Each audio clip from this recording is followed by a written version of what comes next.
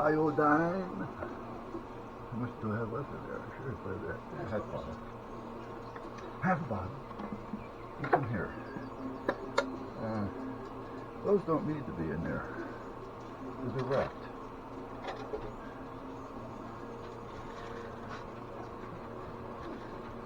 Oh, wait a minute. I gotta check something else I just noticed. I like to make sure that I kind of keep this semi-full. Band-Aids are in there. No, we don't need those in there. Keep the pads in there. A pad or a Band-Aid? That is the gauze pad. Those are a couple of Band-Aids, butterfly stitches, gauze pad. This is a big ass gauze pad. This is actually a pressure bandage as well. Band-Aid in there, put that in there.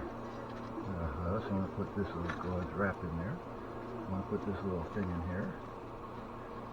This is a sticky, this is to hold something on. So I'm not going to worry about that just yet. Scissors, scissors. No pokey scissors, no pokey scissors. We don't want pokey scissors. Okay, so we got a few things in there. Is this going to close? Nope. Now, there's nothing in the top of this to prevent this from closing. But yet, it doesn't want to close. It's passing that. There's nothing there. So sometimes I got to just find the spot.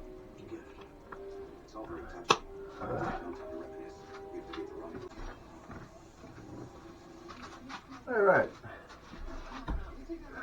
Put this back. Today is Friday. And believe it or not, it's like 44, 45 degrees. This I want to try to save. This is still good. That I got to dump into.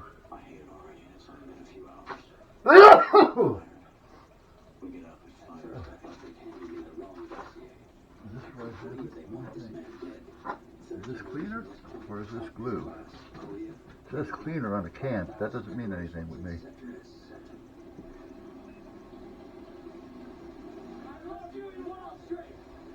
We'll find out.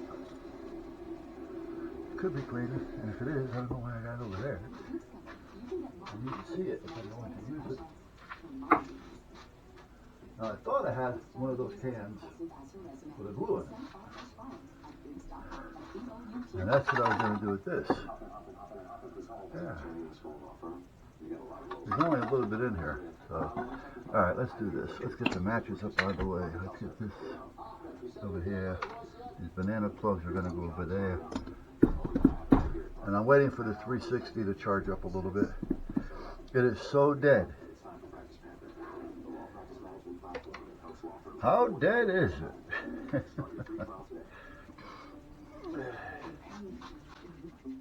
Okay, let's see. You got the mic? Uh-oh. Now, is it going to record? That's the thing. That's the thing. Doesn't matter where I put it. Just have to put it right there and hope it doesn't get too much shadow from there. Alright. So here's what I have. I've got that done. I just got to get it wired in, which is only going to take a few seconds. Yep. However, yes, the dreaded however. Ponka, ponka, ponka. Yeah. Kapunk.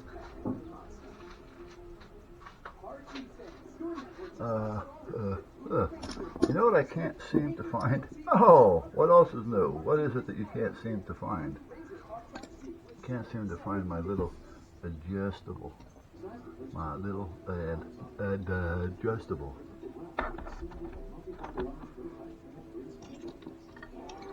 Got these, but I don't want to use those because I want to use the adjustables. Okay, I got a pair of these in the house. Well, actually, Darlene has them in the house. She has a little tray of these things, clippers, these. all kinds of stuff. Actually, it's one of these things filled. And don't you think she wanted to cut a couple bushes? I forgot what they are. They're not a lilac, but they look like one.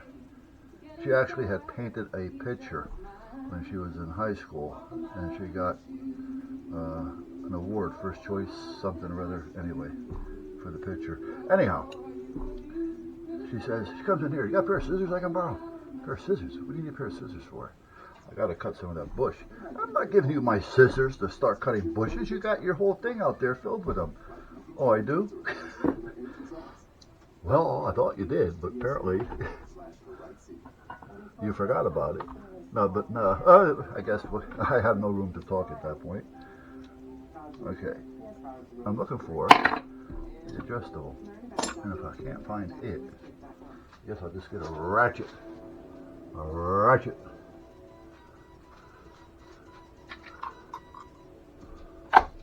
What's this thing? That's the saw. Okay. Alright, I don't know what size it is, what size socket it is, but we'll figure that out real quick. And just a cotton picking minute. Looking for wire? Wire. Looking for a red light? Well, there's a red light. Was it the one I was looking for?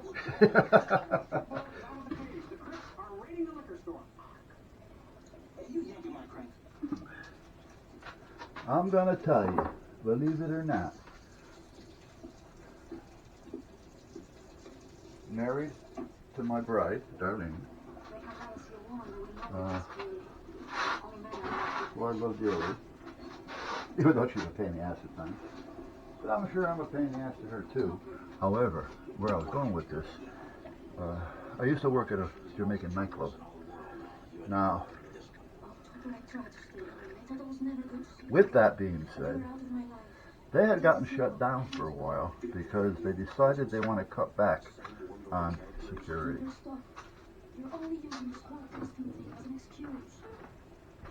Hold on. Let me see what I can find here.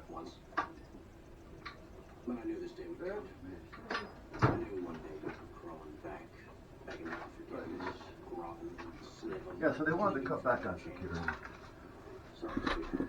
I mean, they were paying us good money, but it was kind of a tough account. I mean, it was not so much because it was a Jamaican nightclub. All in all, they're very peaceful. I was there for 4 years, never having an issue with them. However, it's the gangs that want to move in that you have the issues with. And some of them are Jamaican, and some are African Americans, some are whatever. They're all, you know. And those are the ones we used to have problems with most of the time. So there were shootings and stabbings almost every night. If I remember to mention it to Darlene, I may have told you about it. There's a couple of them actually. There was a, there we go, pencil, no, whiteboard. Whiteboard.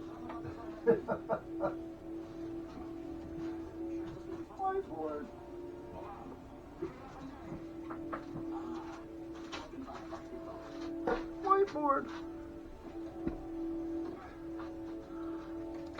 Okay, so this used to be Whaley Avenue. And it was a 2-lane on both sides, some of the way, not all the way. Alright, but this is one lane, this is the other, and so on. This went this way. There was a street over here. There was a line of stores, about 4 of them back here. Then there was the nightclub back here. Now it was deeper than this, so you got to imagine there's a parking lot back there. Well, between the store and the nightclub, there was a driveway. Now the driveway, there was grass and grass. Over here there was a fence, 6-foot page fence, and it went almost to the end, about 6 feet from the end. And then this was a parking lot for Minori's Meat Market over here. If you look up Minori's Market on Whaley Avenue in New Haven, you'll see what I'm talking about. Well, this used to be the third world. Front door was here, and there was a little foyer in there like that, with another door here. Anyway, this was a big place. There was dance floor. The dance floor was about the size of this whole shop. Then you had a hallway. You had a room back there with like the furnace, utility room. Then you had the 2 bathrooms, and then you had a small kitchen beyond all that. And then you had the bar over on that side, over here. Up here, inside, was the DJ booth. And that was high. It was 3 steps up, or 4. Anyway, I'm getting out of the way here. So, cars used to be able to park up here and up here. That's why there was a lot of space between it. And there was enough room to back out and turn around. Now, this is also the sidewalk. So if we wanted to put the sidewalk in there, this would be it. This is the grass. The grass. Okay, so anyhow, there used to be a Kentucky Fried Chicken over there. It's still there, I think. KC. So one night, in the driveway area here, and it was against the wall, building to building. That was actually the driveway marker. So one night, there was really no room to park. So I parked here on the grass. I had a van, similar to the one I have now, but it was a 150 if I remember correctly. That's a 250. It was a stretch though, so, and it did have seats in it that I took out. And I put a table back there, and I took the seats, which were 2 bench seats, and I put them like this, so it was like a booth in the back. Anyhow, one night there was gunfire going off. Yeah, there was, and they had to stop here actually. They needed room for the customers to walk, and the same here. So anyway, there's gunfire. Now Paulie, Rambo, and myself, which they used to call me RoboCop, were standing in here. It was a little chilly night, a little drizzle on and off, so we would stand in here. There was enough room for us both to be in there. There was probably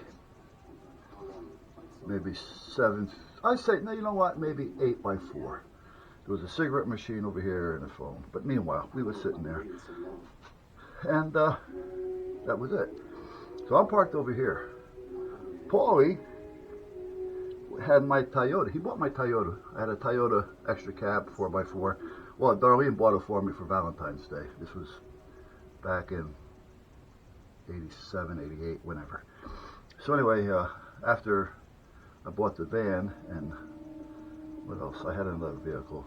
Paulie said, I'll buy the pickup truck. Okay, so anyway, he had that parked on the street right about here.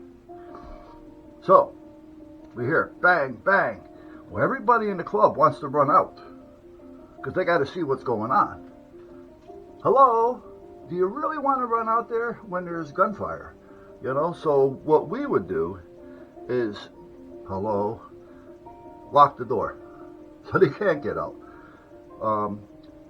We can unlock it or lock it from inside or outside. However, there's a back door, but it's quite a ways. And by the time they run out the back and decide to run around here, it's going to take them a few minutes. Or if they just want to get out, they run out and go for home. So there was somebody over here shooting. And there was cars parked here, and there's somebody over here shooting. So they're shooting at one another. Well, what they normally do is, if this is the wall, they're behind the wall, and their hands out here. Bang, bang, bang, bang, bang, bang, bang, hoping they hit something. And the guy over here, behind the car, he's doing the same thing. Bang, bang, bang, bang, bang. So, Anybody, everybody, or nobody is going to get hit if they get out there, especially if they're anywhere here, because bullets don't just stop. Oh, wait a minute. Oh, I passed the guy I'm shooting at, or I'm supposed to hit. I'm not going to hit him, so let me just drop there. Boom. No, it doesn't work that way. They're going to keep going until they either run out of the velocity and the inertia and bounce a little bit across the ground, whenever, or they're going to hit something. That'll stop them as well. So anyway, they're shooting this way.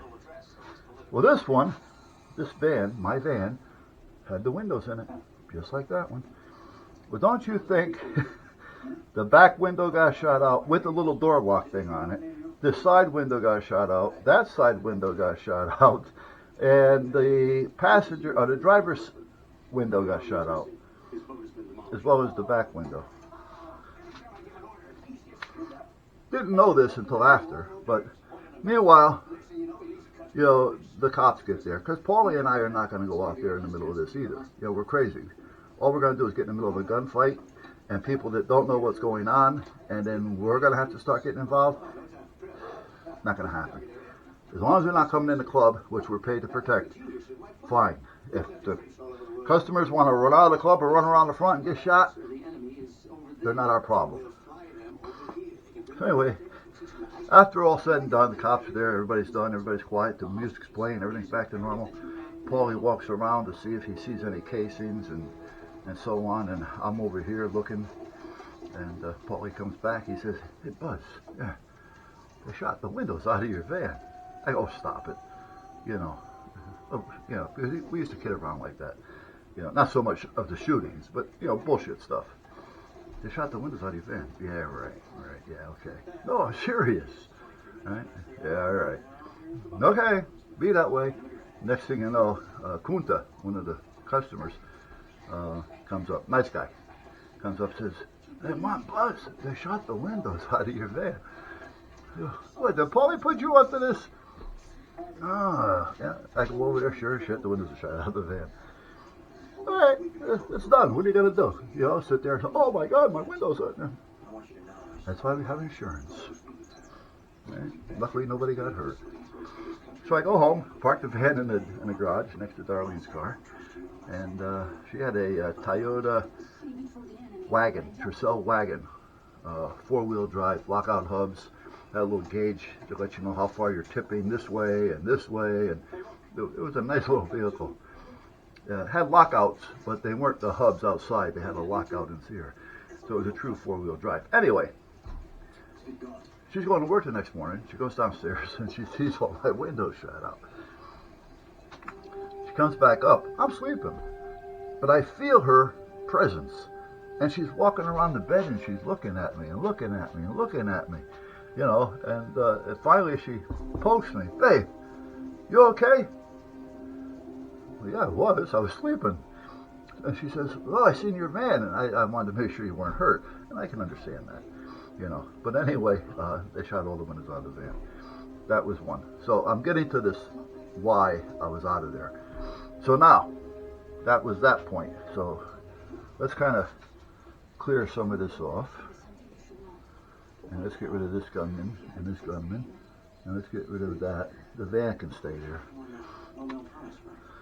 So now, one night, Paulie and I are standing out here. Now this isn't a wall. That's just an area that was part of like a sidewalk. Even though it was all there, that was defined as a sidewalk in front of both buildings. Paulie and I are standing here. There was a car here,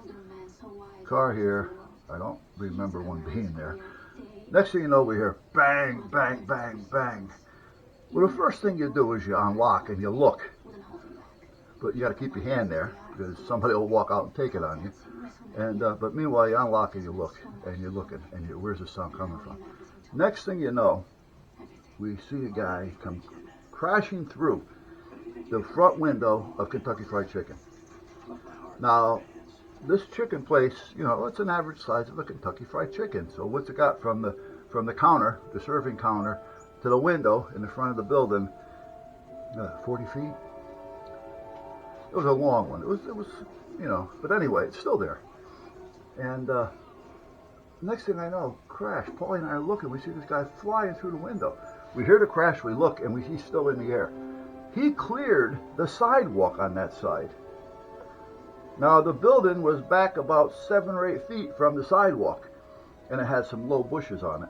He cleared the sidewalk and ended up on the grass portion, almost into the street. He gets up. He starts running down the white line, or the yellow line, in the middle of the road. As he's running down the middle of the line, he gets about here, and he sees Paulie and I right here, and we're in uniform.